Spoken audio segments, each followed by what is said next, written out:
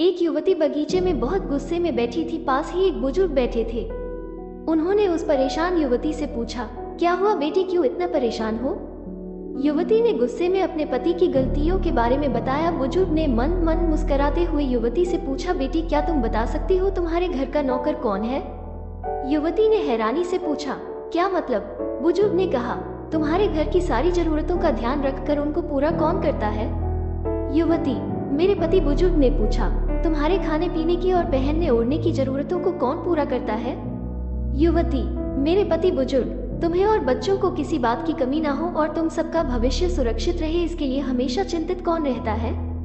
युवती, मेरे पति। बुजुर्ग ने फिर पूछा, सुबह से शाम तक कुछ रुपयों के लिए बाहर वालों की और अपने अधिकारियों की खरी खोटी हमेशा कौन सुनता है? युवती, मेरे पति। बुजुर्ग ने फिर पूछा, सुबह से शाम तक कुछ रुपयों के लिए बाहर वालों की और अपने अधिकारियों की खरी खोटी हमेशा कौन सुनता है? युवती, मेरे पति। बुजुर्ग, परेशानी और गम में कौन साथ देता है?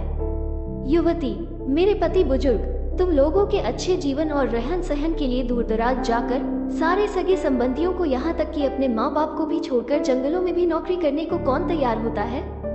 युवती, मेरे पति। बुजुर्ग, घर के गैस, बिजली, पानी, मकान, मरम्मत एवं रखरखाव, सुख सुविधाओं, दवाइयों, किराना, मनोरंजन, भविष्य के लिए बचत, बैंक, बीमा, अस्पताल, स्कूल, कॉलेज, पास पड़ोस, ऑफिस और ऐसी ही ना जाने कितनी सारी जिम्मेदारियों को एक साथ लेकर कौन चलता है?